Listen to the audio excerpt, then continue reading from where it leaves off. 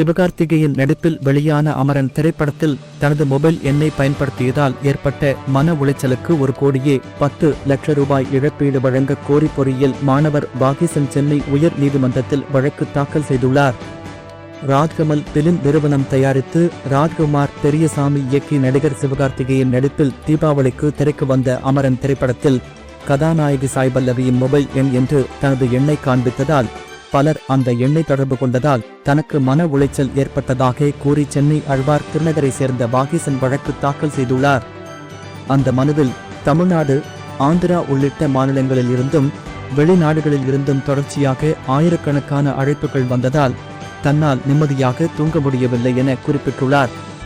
இதனால் தன்னால் படிக்க முடியவில்லை, பயணிக்க முடியவில்லை என்றும் மொபைலை ஏரோப்ளேன் மோடுக்கு மாற்றுவதற்குள் நூற்றுக்கணக்கான அழைப்புகள் வந்து மன உளைச்சலை ஏற்படுத்தியதாக குறிப்பிட்டுள்ளார்.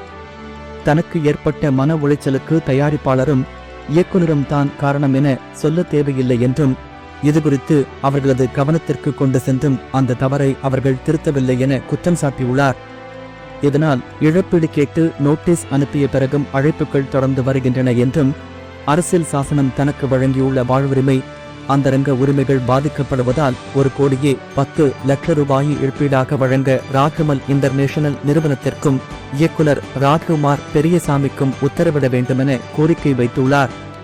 படத்தை உடனடித்தளத்தில் வெளியிட தடை விதிக்க வேண்டும், படத்திற்கு வழங்கிய தணிக்கை சான்றை ரத்து செய்ய வேண்டும், தனது எண்ணுக்கு வந்த அழைப்புகளின் விவரங்களை வழங்க ஏர்டெல் நிறுவனத்திற்கு உத்தரவிட வேண்டும் எனவும் மனுவில் கோரிக்கை வைத்துள்ளார்.